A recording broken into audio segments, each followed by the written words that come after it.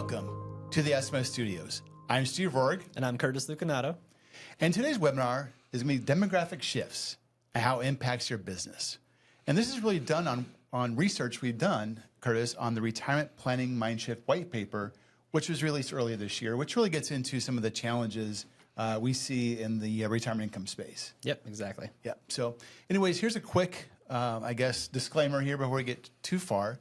But Curtis, what are some of the perspectives you're seeing regarding demographic shifts? Yeah, and if you've been tuning in with us before, you've probably heard this, but the whole reason this white paper kind of came about is we wanted to kind of add to the research, right, in the retirement planning space, building off of previous research that we had done, but trying to kind of see, things have changed. We've noticed those, but what has changed and kind of what's going on. So really kind of focusing on like the next frontier, right? What's the industry moving towards, right? We know where it's been, but things are changing and relatively quickly, both from just a demographic perspective that we're going to talk about today, but also from a regulatory perspective, all that fun stuff. Yeah. But, some of those things are happening right now. Some of those things might take a while to play out. But really, the whole point of this is just to kind of identify those future opportunities and kind of help you make adjustments to your business model, potentially to help be better positioned to capture some of the opportunity that we see coming down the pipeline. Oh, you bet. You bet. Thanks, Curtis. So before we look forward, let's take a step backwards and think about where we're at today in terms of what we call the defined contribution era. So defined contributions, 401k plans, things of that nature really got full steam in the mid-'80s, right? Mm-hmm. So what we're seeing today is that unlike previous generations of retirees, the people retiring today have had an entire career to save within a 401k plan. And as you can see here, almost $26 trillion tied to either a 401k, defined contribution, and or an IRA. So a lot of dollars that are in these plans. Yep, exactly. It's on the employees to save for retirement now versus the company saving for them, right? And we're seeing people who maybe have very little or no pensions starting to retire. So that's been a pretty big shift. Here we're just kind of looking at the wealth and the distribution. And if you look at it, the boomers hold over 50% of the wealth in the country. If you add the silent generation to those numbers, we're well over 60%. So really that's the big opportunity, right? We know the savings have changed, right? They're all in defined contribution plans, not defined benefit plans. And all the wealth is concentrated basically in one generation, which is the boomers, which, if you haven't noticed, are currently retiring or getting close to that. They right? are, exactly. Exactly. Yeah. So we see really four emerging trends moving forward. So the first is peak 65, and then the rise of women, and then a few years from now, which that kind of happened today as well, but the intergenerational wealth transfer. And then finally, we call next-gen planning. What are we doing to grab that next generation of financial service clients out there? So let's focus on peak 65. So what is peak 65, Chris? Yeah, so there's been a lot of different phrases. I think the one around the office that we're gravitating towards right now is the silver tsunami, right? Of 10,000 baby boomers turning 65 every day. Well, we're entering what's kind of called peak 65. So the youngest boomers right now are about 60 years old, if I believe. You are. Yep. So 5 more years of boomers turning 65, aging into Medicare, and that's going to be about 4.1 million a year, which I think is around 11,000 a day. Yeah. So not only will we have the most amount of 65-year-olds ever in the history of the country, but that's going to continue to kind of ramp up and be at a higher level than we've been experiencing, kind of as the silver tsunami started. So really just a massive opportunity if you're selling Medicare especially, right? You have to make a decision at 65. So if you aren't talking about Medicare, you might be missing out a little bit, but we'll get into that a little bit later. But just a massive opportunity in our space. We've kind of already been experiencing it. It's just going to be bigger now.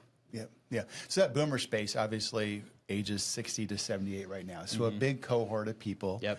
You got the leading edge of boomers and the trailing edge of boomers, but an important segment nonetheless. Right. So, exactly. But which kind of then leads into our next, really see the next phase of the demographics and how they're going to lay out is the fact that by 2030, American women are going to control as much as $30 trillion of that financial pie we looked at earlier.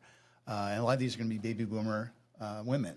But let's not forget and recognize the fact that women are in the workplace. Yep. They're earning their own paycheck, very good careers.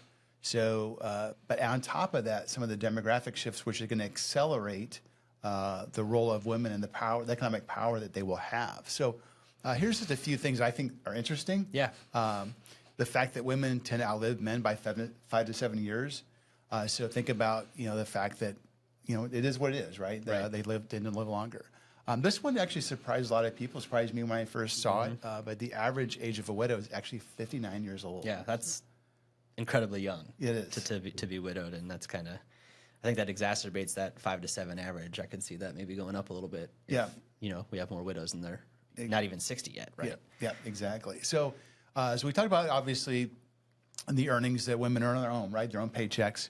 But think about what we call double inheritors. So we saw that silent generation. So, as their parents pass on, they may receive some inheritance and some assets that way. But more importantly, if their husband was in a career or in the job force, maybe they're also getting money from them as well. So they're actually getting, two kinds of inheritance, but also from a planning perspective, different treatment, right? Yeah. What do you do with that money, and how are you able to use that money without making the IRS mad at you? Yeah. Which is what we try to avoid as much as possible. Exactly. And then, unfortunately, we are seeing divorce rates among those 50, they call the gray divorce, seeing that increase. But we've got 9 states out there. They're community property states. So we basically divide the estate in half, right? So that's another way that these women are gaining power, which leads to solo agers. And then just some added stats here, the fact that 95% of survivor women or survivor beneficiaries in the Social Security are women. Yeah. And then finally, here's the big one. We want to talk about this, is the fact that if all these things going on here, the rise of women, but 70% of women actually leave their advisor when their husband dies. And I think a lot of our advisors are shocked to hear that. Yeah, and it's, I like to share this story. I was at a conference a couple weeks ago, and we kind of presented on this similar topic. And it's surprising how many advisors we run into, Steve, that we tell them this statistic. And they're like, well, yeah, that's kind of just the cost of business. Yeah. And it kind of just blows my mind. And there's some jaws hit the floor at that conference because they didn't understand how can you have that mindset of you have a 70% chance to lose this client. Yeah.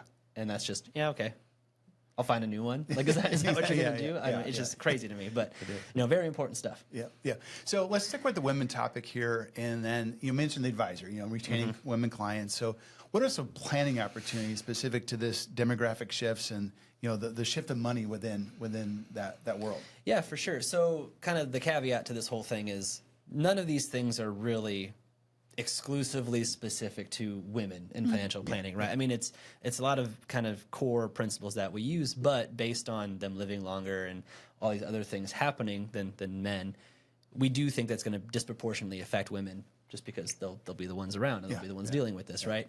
So we hit on it a little bit with the inherited wealth, but that's really kind of a big opportunity for planning in a really great way if you're not already engaging with the wives or the women in your practice to help them understand that the IRA you got from mom and dad is completely different from the IRA you get from your husband if he passes away, right? Yeah. And those rules are very different.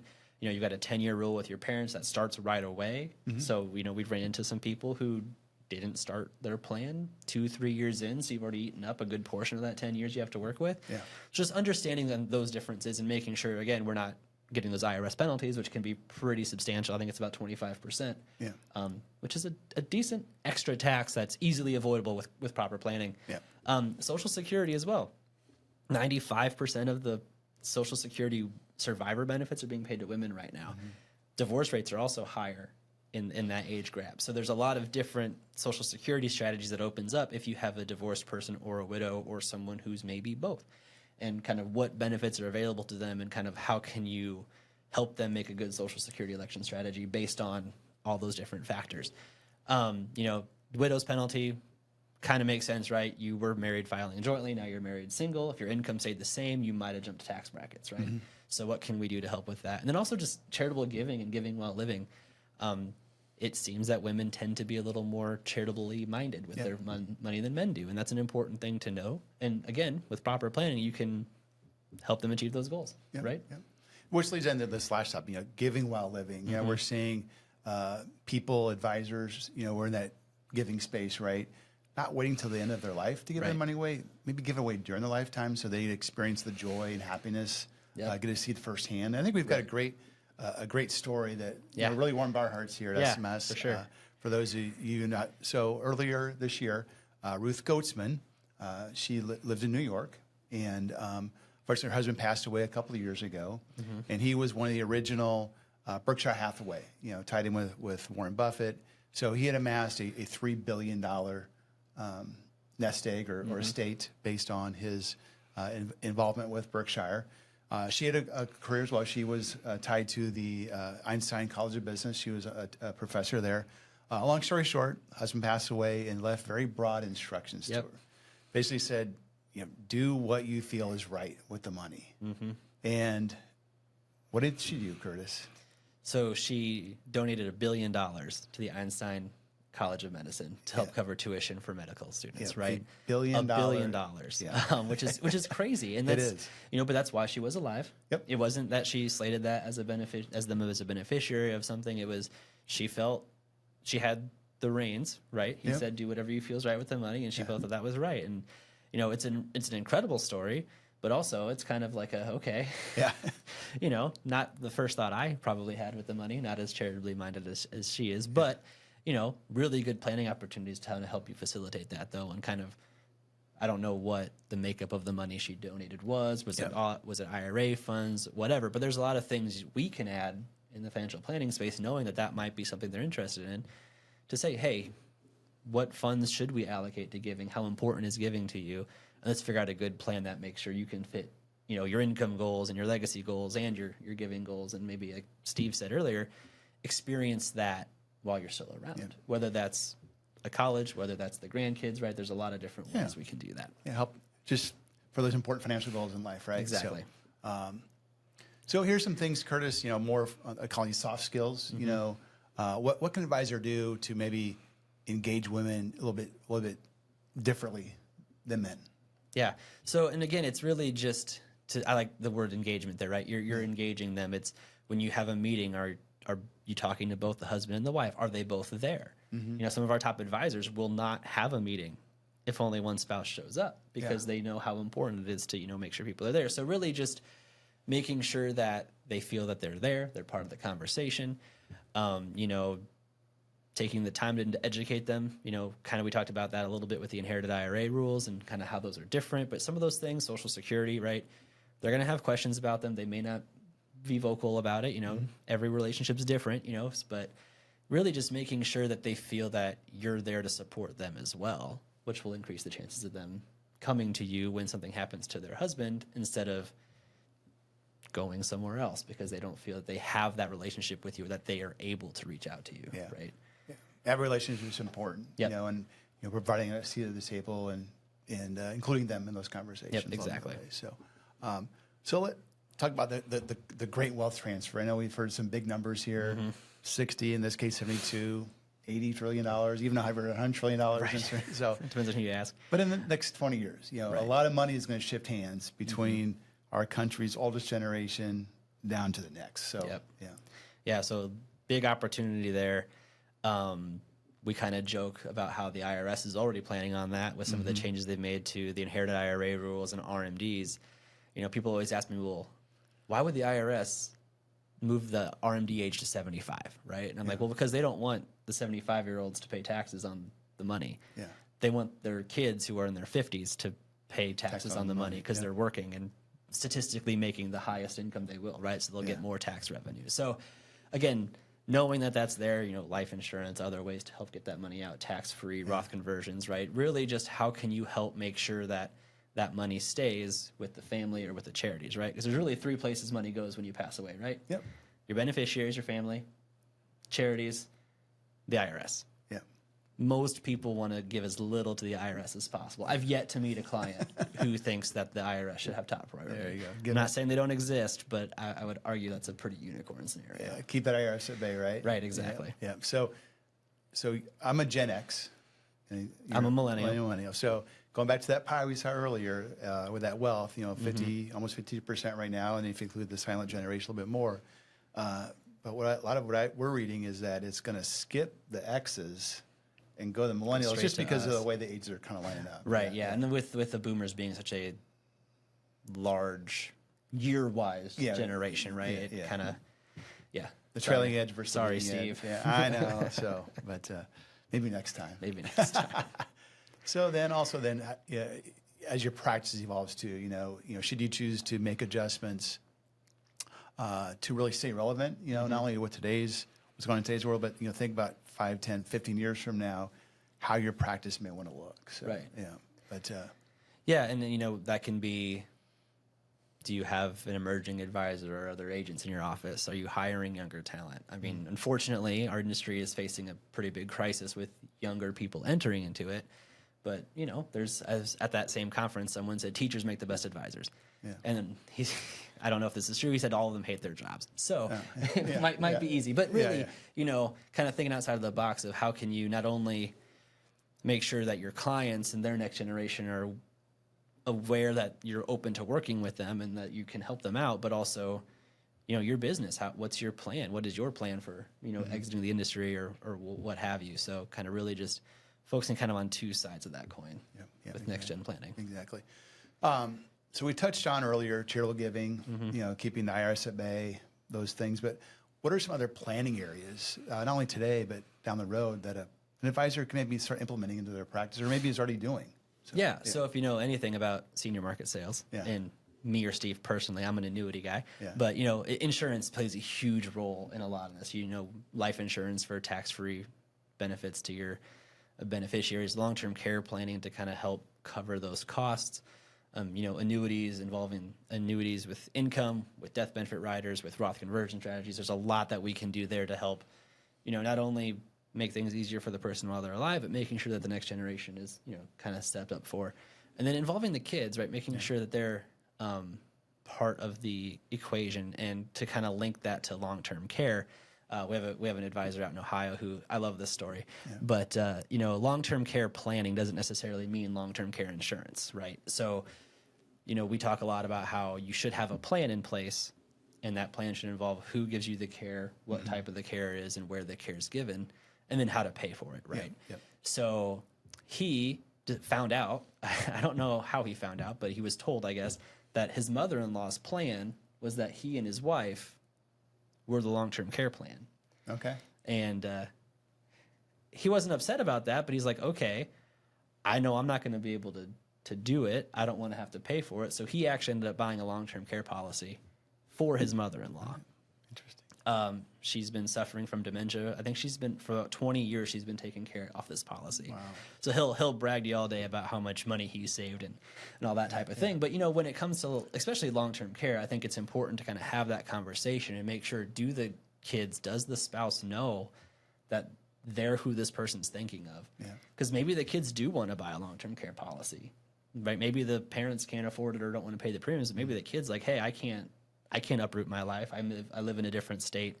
So different things like that. Just kind of one example for involving the kids. But then also, education. We're big on workshops here. Client events, newsletter topics, just things you can kind of put out there just to help make sure that you're educating your clients constantly. There's so much going on. There's so much changing. RMDs have changed 3 times in the last 4 years, which is crazy. So, there's plenty of topics, and we can always help you. If you haven't seen our client stream marketing library, kudos to our creative team for keeping that up. But talk to your marketer. We'll show you all the stuff we already have made, compliance reviewed, ready to go out. And then last but not least, kind of the legal document side of things, wills, trust, medical directives, powers of attorney, stuff like that. Importantly, beneficiary designations. A lot of people mistakenly think that their will supersedes everything, but that is actually not the case. The will is actually the lowest priority when it comes to passing things on. Beneficiary designations are huge. You always hear stories, everyone's got them, of someone didn't change this beneficiary on a life insurance policy or their annuity, and it was their ex-wife or it was their mother, and blah, blah, blah, person passed away. Money didn't go to where the person actually wanted it to go to, right? And so making sure you're doing those reviews, just, hey, quick, let's look at your beneficiaries, make sure things are up to date. And then you can also look at the policy themselves and look at maybe there's a replacement opportunity. Maybe we can get a better annuity payout. Maybe we can find a better life insurance plan, based on product innovation, right? So really, beneficiary designations are huge in making sure that those are aligned correctly with what the client wants. Yeah, often overlooked. So. Yeah, and it'll make you a rock star. It will, definitely. Exactly. It will separate you from the rest of the pack, definitely. So, for sure. So you mentioned client stream, but in terms of the planning model and the estate planning. What are some other spokes in the wheel that we've really pick up on in the white paper? So this is my favorite, this graphic, this wheel. So this basically boils down everything that we found in doing our research for this paper, Steve. So when we did our research, these are the conclusions that we have. As people enter into retirement, we think that if you're in financial advisory or just insurance planning, we're very well positioned to kind of help navigate those decisions.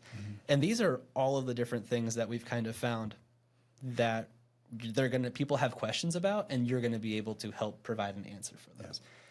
I'm not saying go out and become an expert in all of these things. I told you personally, I'm an annuity guy. I'll help you with the financial side of things. I'm not the guy you want to talk to about your Medicare, right? Questions. We have plenty of great people here that can do that. I am not one of those. But really, it's just breaking down all those different things. And then to me, what I would do if I was in your shoes is look at that and say, okay, here's the things I'm good at. Here's the things I like doing. Here's the things I want to maybe add. Here's something I can hire for. Here's something I should talk to my marketing consultant, senior market sales about, right?